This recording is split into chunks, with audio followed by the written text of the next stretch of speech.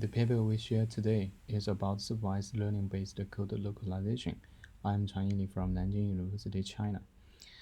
User reviews are free-form text comments posted by users on mobile apps. There are four categories of user reviews, namely problem discovery, feature request, information seeking, and information giving. How to make full use of your reviews in the release cycle of mobile apps has become a widely concerned and research topic in software engineering community. However, it is not enough to just realize the value of your reviews to the release cycle. What is more important is how to quickly complete the coding activities related to your reviews to shorten the release cycle as much as possible. Automatically locating the related code according to your reviews has been proven to be an effective way to speed up fixing bugs and developing new functions. We name it Review2Code in this paper. There are still few relevant studies on Review2Code compared with bug localization, even though the importance of your reviews and Review2Code are fully recognized. The reasons are twofold. First, other than natural language descriptions, your reviews do not contain any information described in code form. We know that correlating natural language with code is harder than correlating code with code. Second, truly related user review and code pairs for Review2Code needs to be manually annotated, which is very expensive to abate. But researchers' enthusiasm for Review2Code has not been blocked. There are currently 5 specific Review2Code approaches. The input is your review described in natural language, and the output is a code file. The core of these methods is clustering or heuristic similarity measuring that do not require a large-scale ground truth. In other words, they are all unsupervised learning-based. However, given that supervised learning, especially deep learning, are widely used in SE tasks and achieve SOTA performance nowadays, the question naturally comes to mind is, if ground truth is available, can the supervised learning-based Review2Code approaches achieve better results than the unsupervised learning-based ones? To answer this question, we make 3 concrete contributions in this paper. First, manually label the first large-scale dataset supporting supervised learning-based Review2Code. And second, construct a new benchmark consisting of both unsupervised and supervised learning-based approaches for Review2Code. And eventually, we evaluate and discuss the benchmark results by conducting in-depth analysis to motivate future research. The general process of unsupervised learning-based Review2Code contains 4 steps, namely pre-process information enhancement, representation construction, and similarity measuring.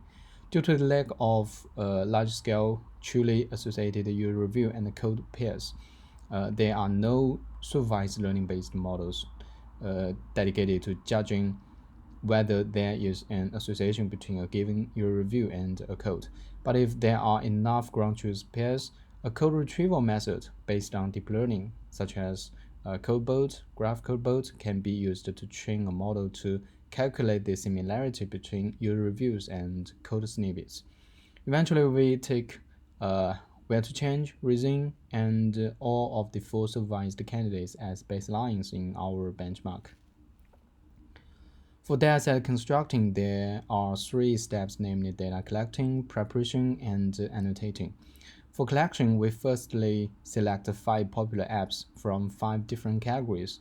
All of them have more than 50 issues and more than 2,000 reviews, and their licenses are clear.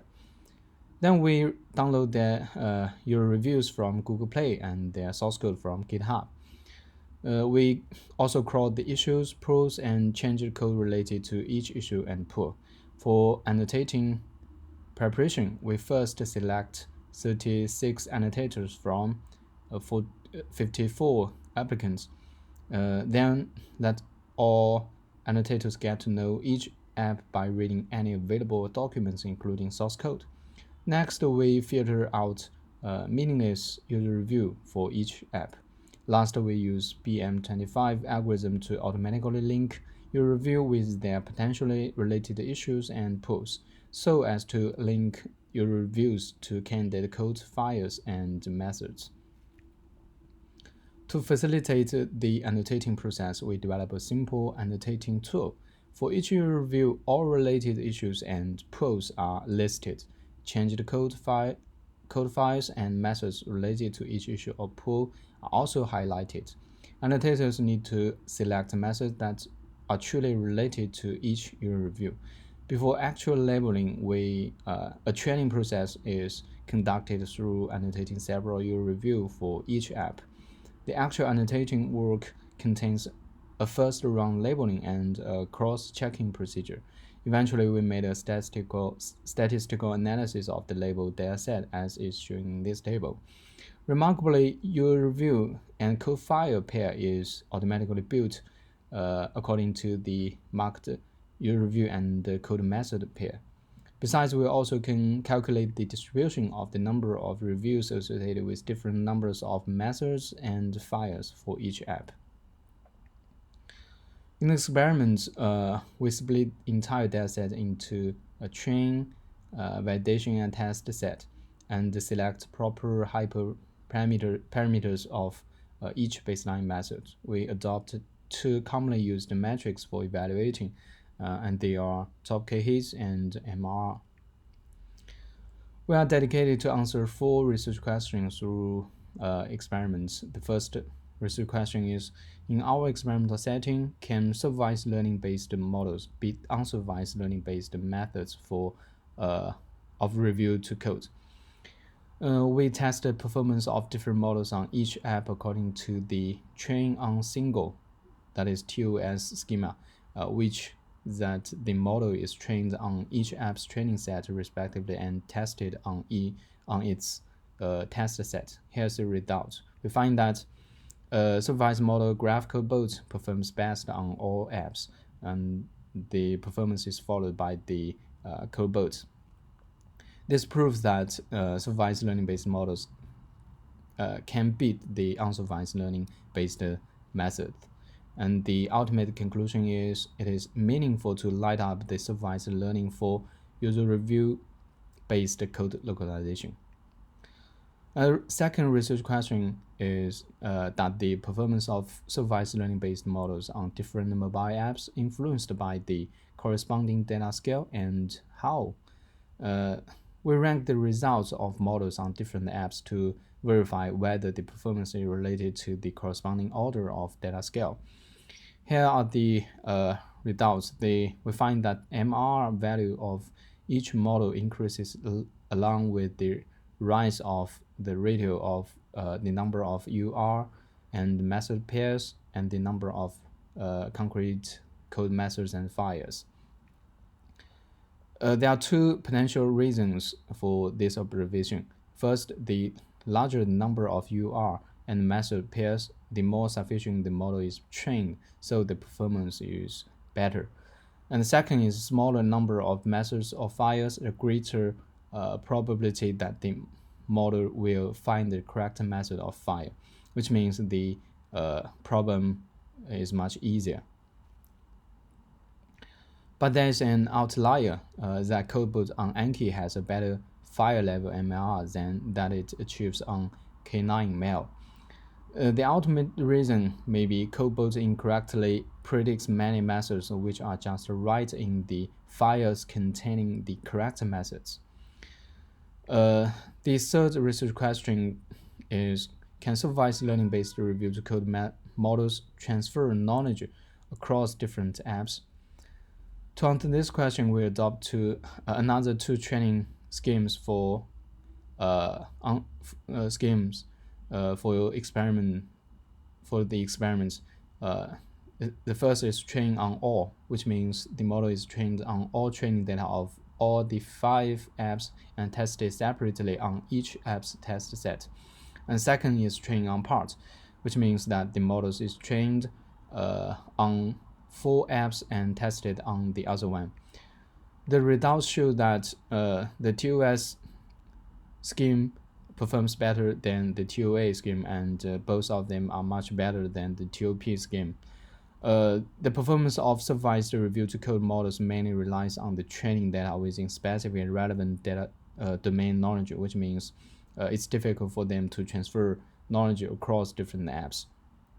To verify this, we conduct a statistic of the proportion of the repeated words between different apps code tokens, which is no more than 15%, and this fully proves the significant difference between apps. However, this result cannot deny the transferability of supervised learning-based review-to-code models.